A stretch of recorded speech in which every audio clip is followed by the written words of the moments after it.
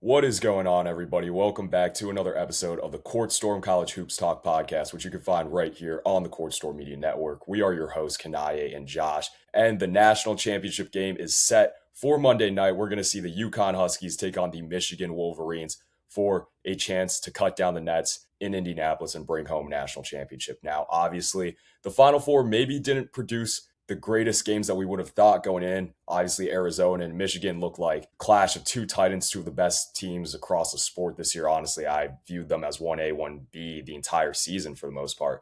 But we did get a pretty solid wire-to-wire game between UConn and the Illinois Fighting Illini. And obviously, there's a lot to take out of both games on both sides for the two programs playing in each respective game. And of course, we are going to preview the national championship game between the Huskies and Wolverines. But before we do that, just a couple quick messages.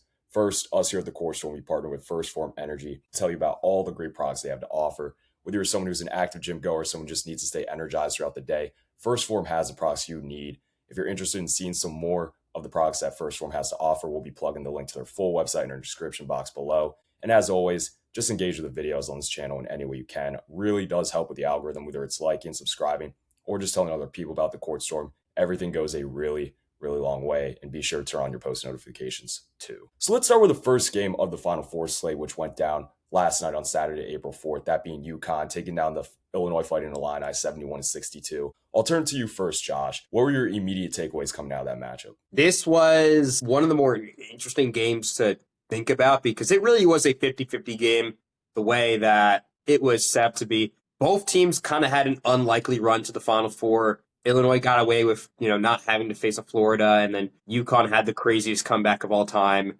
And I think the momentum from that Duke win by UConn really set the pace in this game, and it especially became a bigger deal when UConn started shooting threes the way they should have shot during their game against Duke. And I think that's the big point of view for this game, that if UConn is able to get a good three-point shooting volume and efficiency, you can very easily secure a win for them.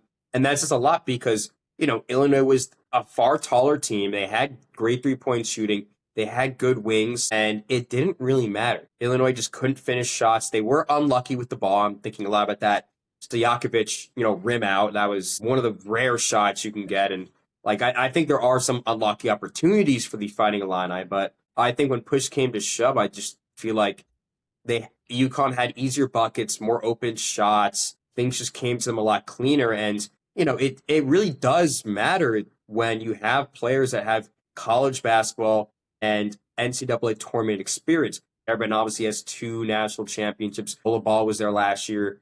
Even like a guy like Demery played at Georgia in the tournament last year. Like, these guys all have tournament experience, and some of them have the utmost tournament experience. Illinois hasn't made a Final Four since 2005. There are very few guys on this team that even had college basketball experience coming in. I get that this does change the sport around entirely because of what Illinois has done to get here, but international talent can only get you so far. I think that's kind of the moral of the story here. And I like Brad Underwood. Congrats to Keenan Wagler. Congrats to one of the teams of all time, in my opinion. This was definitely a hodgepodge of guys that just made things work.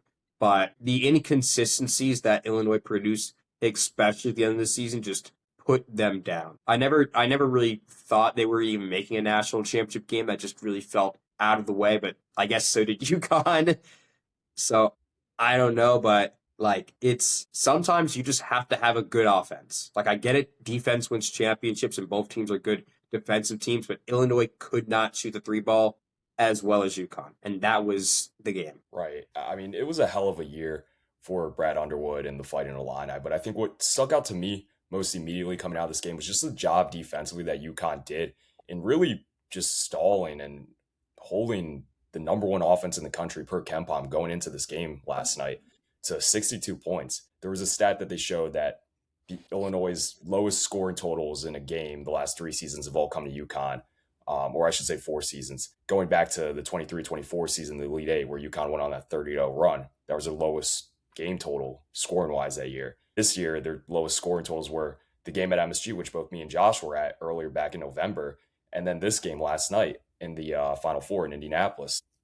It's definitely something that you kind of wonder, is this a mental roadblock for Brad Underwood, just not being able to beat Dan Hurley. I wonder if I that plays a I factor. actually like that as well because I've been thinking about that recently too. Because you think in three matchups you don't expect that one team to dominate in all three, Right. and not only did UConn win all those games, they dominated in all those three games. They won by double digits. They won by 9, but it wasn't really like that for I mean, they most should have won later by halves. double digits. They should have won by double. Like these games that they've played against Illinois have not been close, and they haven't been as two-sided as you might think. Like, keep in mind, Illinois was favored in this game as well. They haven't even had an opportunity to be favored in a game against UConn, and they did not play the way that they were expected to play. I think the truth of the matter here is just Brad Underwood doesn't understand Dan Hurley, or Dan Hurley understands Illinois a little bit too well. And I think regardless of the team,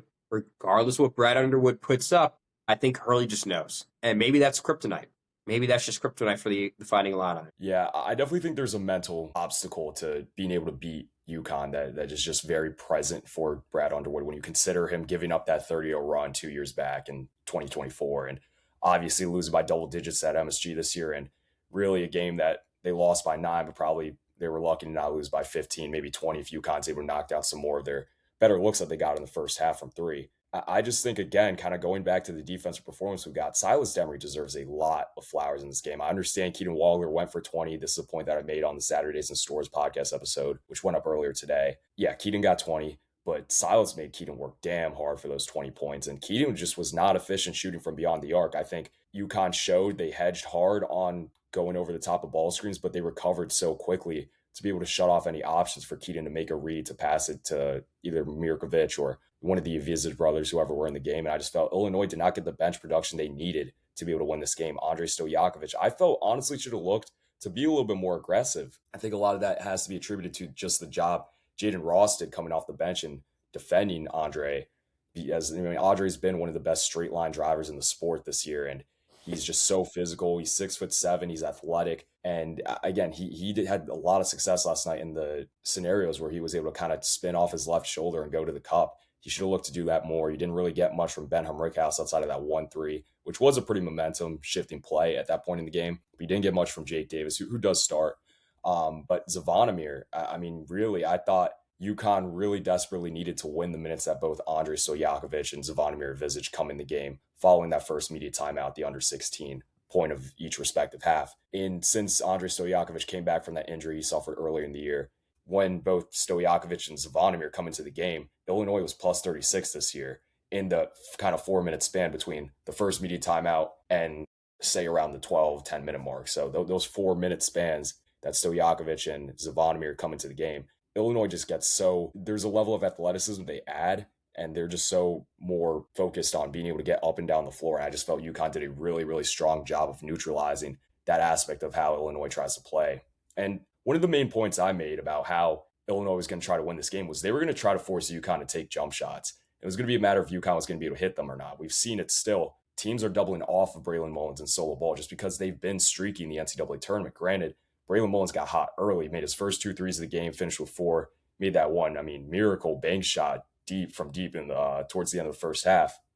And solo ball, for the first time in over a month, made 3 threes in a game. So it's just, I think, Illinois' defensive game plan kind of worked, but UConn just made shots really for the first time collectively this NCAA tournament. You saw Ross come off the bench and make 2 threes. Stewart came off the bench, played 7 minutes, and he made a big 3. Caravan, he had 1 big 3 in the corner in the first half to extend the lead up to 14. But I just think, that they did a strong job defending Terrace Reed in the second half. They sent the double team. I think they neutralized Terrace more so in the second than they did in the first half.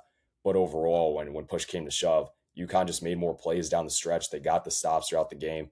And Braylon Mullins, man, another huge, huge shot in back-to-back games to really close things out for UConn. And man, he's the Indy kid, man, the hometown kid. He's adding to the lore of what we're going to remember from him during this NCAA tournament run. Definitely, he rose up the stocks entirely. He's just changed his career around massively, if you're going to ask. And I think it's so crazy to even think of it like that. Yeah, but I think there was a fair argument to make that what we saw out of him in the later stretch of the Big East tournament, as well as the early stretches of NCAA tournament play, he might have shot his way out of the lottery. And then between that game winner against Duke and what we saw just yet last night in the Final Four, he's probably back in lottery conversations now. But let's get on to the next game, that being Michigan absolutely routing the Arizona Wildcats 91-73. And did I not see this coming? No, to be honest with you, and I'm a little annoyed at this game because one, I was really hoping to go back to back on picking the correct national championship. I was very accurate on Florida, and I thought I was going to be very accurate in Arizona. And secondly, I'm sorry, Michigan fans. I'm sorry, but I had underrated you guys for far too long. I just didn't think that a team of misfits were ever going to be this good. And yet here they are, Dusty May's second season coaching high major ball at Michigan, and he's transformed them into arguably one of the greatest teams of all time, especially if they get it done on Monday night. And I just think the tail of the tape in this game really says a lot about where this team originally started and where they are right now. Because Ademar had a career game, 26 points, like nearly, I think, a double-double as well while he was at it. And this was a guy that came into college basketball, 5-star from Europe, and just underperformed heavily. He was not the 7-3 powerhouse that we saw him at when he was at UCLA last year. He comes to Michigan, starts slow, and just transforms into one of the best players, best team players as well that I've ever seen. Yaxel Lendenborg barely went to college, went to junior college, didn't have any tournament experience going into this tournament as well. Has one of his best games too, even though he was injured, fought through an injury on the biggest stage that he'll have in his career probably, and allowed himself to make three, play a little ball, like have his time. Ellie Cadeau, I'm glad you said this, Kanaye, recording. Ellie Cadeau had the worst 2 for 14 shooting game of all time. He was on the floor making the ball move in every which way that Michigan needed to. And it just didn't matter for Arizona. Like, Arizona tried so many different things. Bradley would do something. Pete would do something. Burries would try something. They had Awaka and Krivas going at it. Krivas didn't even do bad against Mar. I thought it was a good matchup for Krivas, but it just didn't matter. They couldn't get through the big ball. They couldn't get through to Cadeau. Cadeau was still pretty locked in despite his poor shooting. I just feel like when it really comes down to it, spacing that Michigan has just beats a team of any caliber because Arizona has similar size. They have probably better skill, if you're going to ask me, and better. I mean, I don't know if better coaching experience really matters in this game because Lloyd and May were. I don't think they had better guard play. That is true. That is true. And it didn't matter just because Michigan has some of the best spacing you're ever going to see. Somehow a team with 3 centers on the court at the same time can space the ball better than like half the NBA teams I've seen. Like, it's incredible how well they do it and how much it matters because it just gives open shots and easy defensive opportunities. Like, that's just how dominating it was. And for Arizona's sake, I was just shocked. Like, that first half just didn't feel like anything Arizona did, and I knew they couldn't come back. Like, it was not Purdue. It wasn't anything of any caliber before. Like, every game that Arizona was down in the regular season, I felt like they could have won that game still. Yeah. This was just not a game I felt like they could have came back in. And I think I had that feeling even before halftime hit. Like, Michigan there's something about Michigan in tournaments, Kanaye.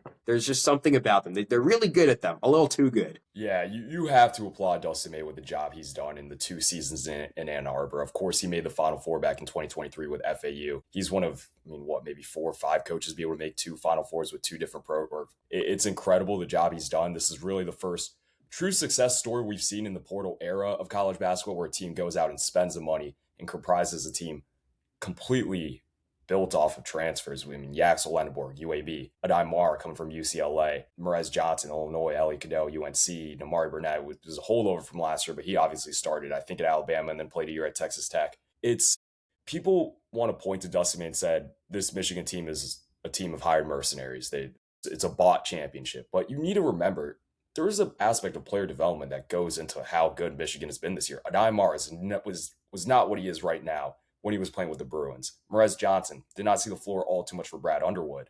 Ellie Cadeau, he was one of the guys that people pointed to for UNC's struggles last season, and he's, completely proved a lot of people, including myself, wrong, where couldn't tell you that I trusted Elliot Cadeau going into the NCAA tournament to be able to give you a legit chance of winning a national championship. And as you alluded to earlier, he had probably the best 2 for 14 half I've ever seen from a basketball player. Just the job he did and being able to facilitate the ball. Some of the passes that he threw were just, I mean, the core vision was just on a completely different level from Elliot Cadeau. He's completely raised the level of Michigan's half-court offense from where it was last year with Trey Donaldson to what it is right now. And you got to give Elliot a lot of flowers. And I think a lot of that's because of Dusty May. He's instilled so much confidence, of course, Elliot Cadeau, but just the other guys on the roster too. And seeing them make these leaps from where they were last year at their other respective former programs to where they are right now, competing for a national championship tomorrow night, it's incredible to see. And honestly, I think Dusty May was a little bit more deserving of the Naismith Coach of the Year over Tommy Lloyd, but Tommy Lloyd did give his respect to Dusty May and said he was just as deserving as himself of winning the award. I think early on, what really just put Arizona at a complete disadvantage was the turnovers, the sloppy play, Jaden Bradley picking up 3 fouls so early into the game. You know, I just think when you go down that much, and when you're a team like Arizona that doesn't take up high volume of threes, it puts you at such a tough spot in terms of your chances of being able to fight and will yourself back to making it a competitive game. There was at one point in the game when Yaxel went down, I think it was 28-23, and Arizona was only facing a 5-point deficit after I think Michigan had gone on, what was it, like a 10, 12-point run? Yeah. I thought, okay, this is where Arizona makes it interesting. But Michigan, man, they're just the role players. Roddy Gale, Trey McKinney shot the cover off the ball last night. And, of course, we mentioned what we got out of Cadeau. Adai Mara, I think a part of his game that gets really under-talked about is how good he is as a passer. It's very reminiscent of Kevin Love during those full-court touchdown passes. And, you know, that one run the Miami Heat went on in 2023 where he's throwing full court pass to Jimmy Butler for dunks on the other end. We've seen Mara do that time and time again throughout the season. And he did it last night. He can play make out of the post. He can obviously play really well with his back to the basket. And it was his career high last night, correct? Yeah, it was a 26, which is kind of funny that at 26 is his career high, but yeah.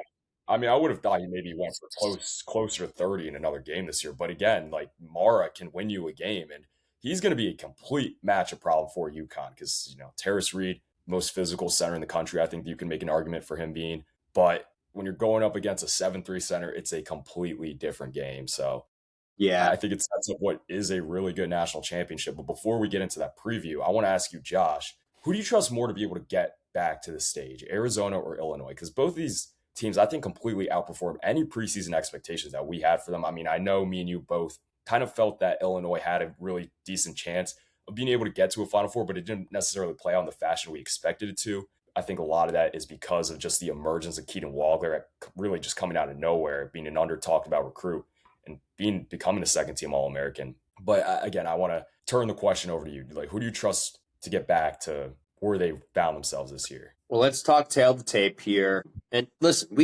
any team can rebuild in 1 year. The portal makes things so easy. Illinois' sake, they're losing Wagler. They're losing, I think, Boswell and Jake Davis. I don't think they're going to lose Merkovich. I know he probably will test draft waters, but I doubt he'll actually get in with how good of a class this has been. I do feel interested in if they're all going to stick around. I mean, the Balkan Five was, I think, really cohesive, and I think just that because of their nationalities, they would likely like to stick in the same area and probably with Brad Underwood. And I think the same thing goes with Stojakovic, who's, transferred in all 3 years he's had. I think he probably does stay. And I think from there, it's just, does Brad Underwood look overseas? Does he look for another Keaton Wagler? Does he what does he go for transfers in general? Like, he definitely can rebuild because the base is already pretty well there. So I would consider it. But then there also is Arizona, who I think, even though they do lose more guys, I think Tommy Lloyd understands the path he needs to take now more than ever. Because, yeah, you're losing Jaden Bradley. Congrats to him. Great, great career. Kobe Pete's gone. Braden Berries is likely gone. I would probably say like 1 or 2 players I'm not thinking about are also probably going to think Delorso might be a senior as well. But if the portal is anything to go by, and if Tommy Lloyd is anything on the freshman recruiting side, he probably has like a 4 or 5 star he can definitely pick up or already has. And wouldn't be shocked if he goes international, wouldn't be shocked if he goes into the portal itself. I do think just because there is more of a base for Illinois. I'm going to choose them to make that run. And I honestly think they could win a national championship next year. I think Arizona can do that as well, but I really feel like the team that Illinois could keep around could put them as the number one overall team going into next year. That's how good I think Illinois is leaving this year by. Arizona's great, but they're just losing a little bit too much for me. I completely agree with your points. I'm also going to roll with the Fighting Illini in terms of who I think has a better chance of making it back to a Final Four next season. Again, it deals with the roster turnarounds. Arizona's going to have to replace a lot. There's a good chance you lose Krivas to the NBA. You know for sure you're losing Burries and Koa Pete to the NBA. Jaden Bradley graduates. Delorso, I believe he's going to graduate as well. There's a massive turnaround there. I will say I think there's a good chance you could get Karshenkov back. And these two coaches between Brad Underwood and Tommy Lloyd have probably been towards the top in terms of who's just done the best in getting the jump to the international recruiting tail.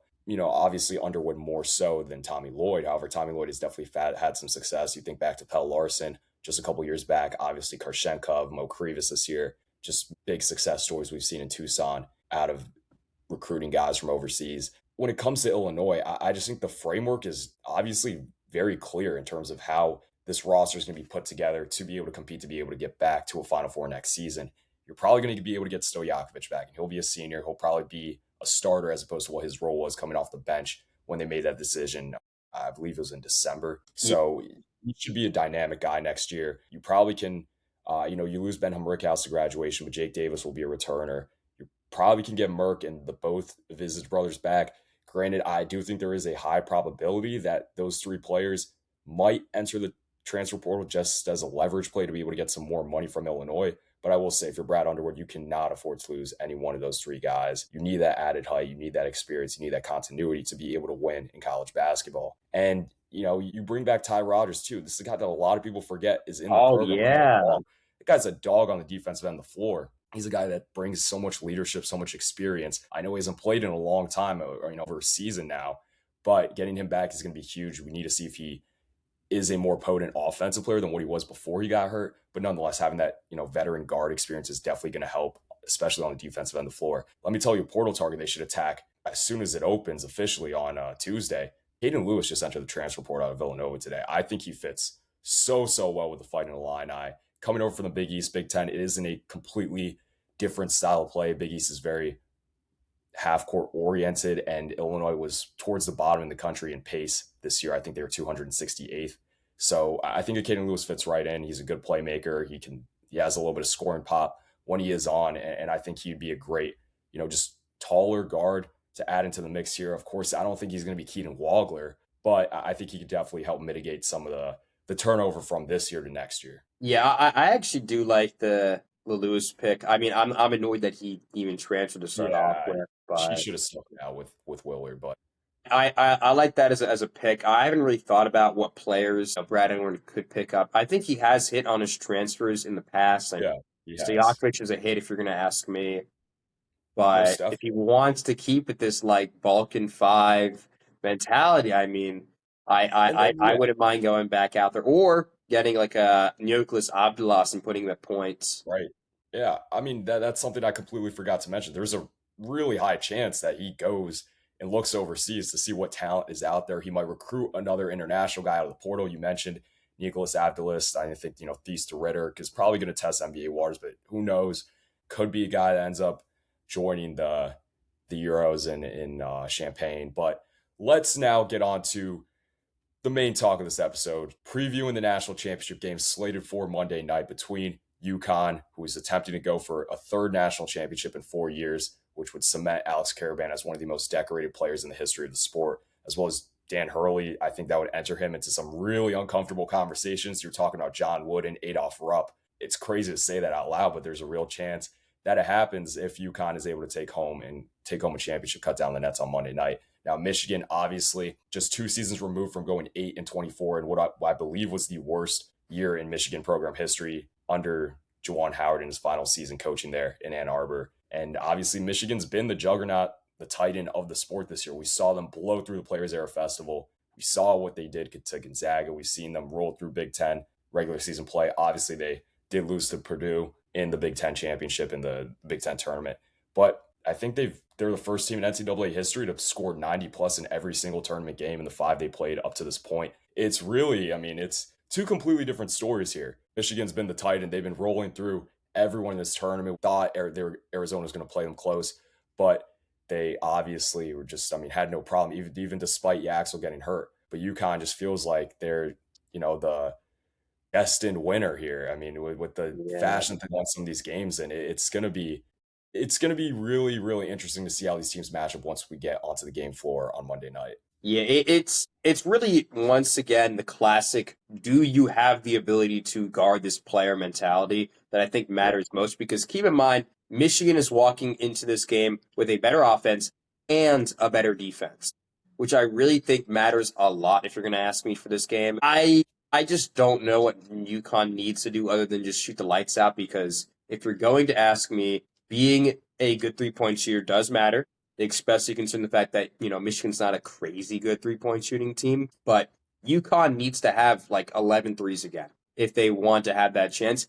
And they would likely need a Terrace Reed, like, I don't want to say masterpiece, but he needs to have a double double minimum just to get them on that like level playing field, because Ademar will probably get freer buckets than he had against Krivas. I think it's just the fact that Reed is a few inches shorter, and Mara can probably get away with those touchdown passes if UConn is not playing up to their right level. And for Yaxel, who do you put on him? Because I know you were mentioning Braylon Mullins and Alex Caravan. I think Caravan is a pretty all right option, but Yaxel's just a bigger guy than both of them. Like, I'm very worried about not having a person to put on him. And even if Yaxel is not playing up to full, that's what worries me. Is that, like, even with an injury, I still think that Yaxel could really just like clean house on any position he's guarded by. And I do think solo ball might be able to outmatch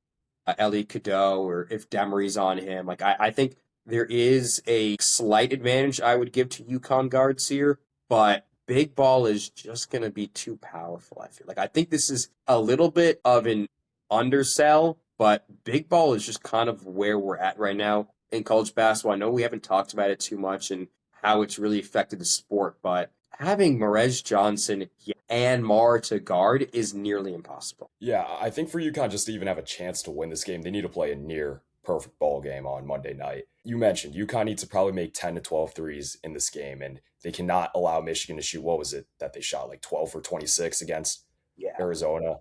And they can't make the mistakes Arizona did. Michigan took Arizona out of what they normally try to do. And this year, Arizona shot 46% of their shots at the rim, and that was completely scaled back against the Wolverines last night. Additionally, I mentioned the early turnovers that Arizona had in this game against Michigan last night. UConn can't afford to do that. They've had turnover problems the entire season. A lot of these turnovers aren't even forced turnovers. They're just immature, silly, sloppy mistakes that are made on the floor. Silas Demery dribbling the ball off his shoe, making bad inbounds passes that we've seen from Caravan, especially in the Big East Tournament Championship against St. John's.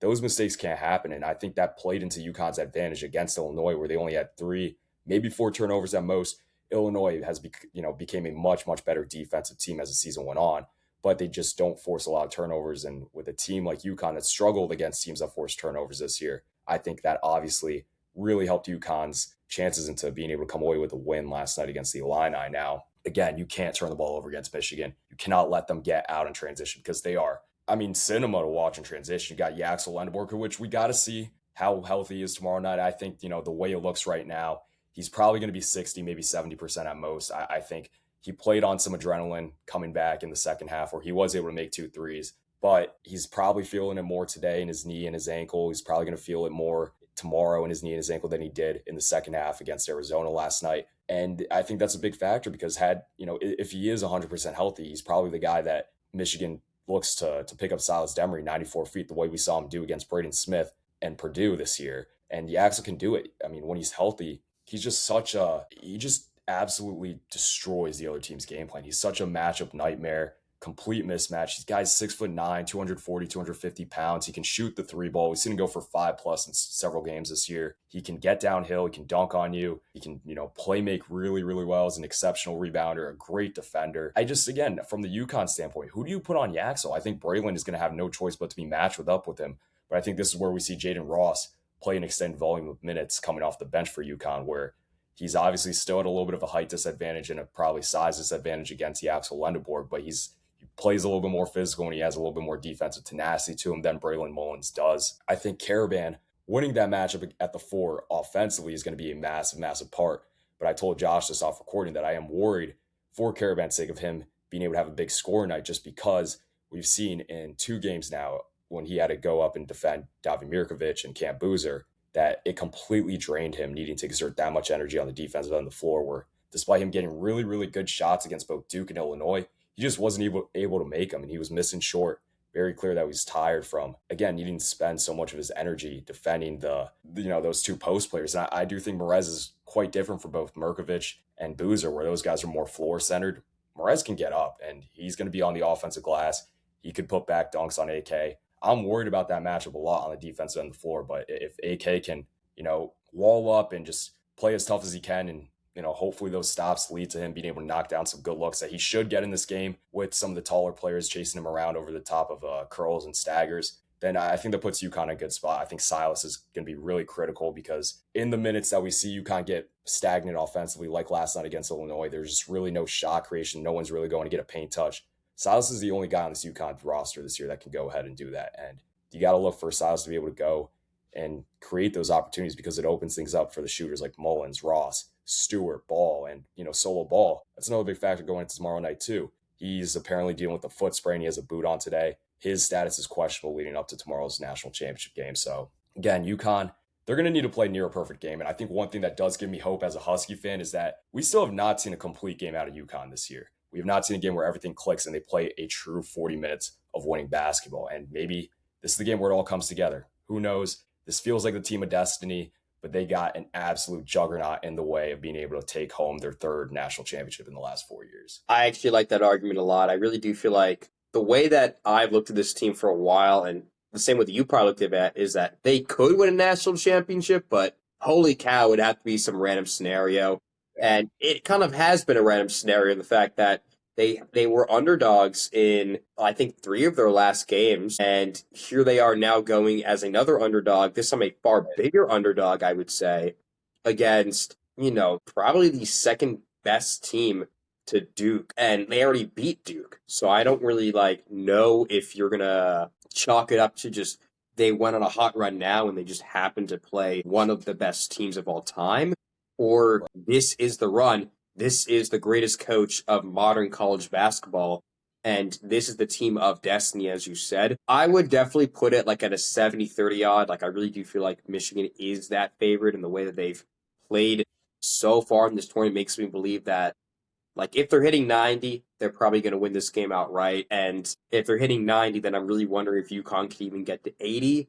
But the questions really just remain on who are guarding the big 3 for Michigan, and how many threes can UConn get up? Because it honestly is as simple as that. I think that outside of that, everything in the guard play, everything on paint play is coin flip opportunities pretty much. And I think that UConn will likely get favored just because, as good as Dusty May is as a coach, I think Dan Hurley obviously is better. But, you can't just take out Yaxel Lendeborg and Mara and Maurice Johnson from this equation. Simple enough.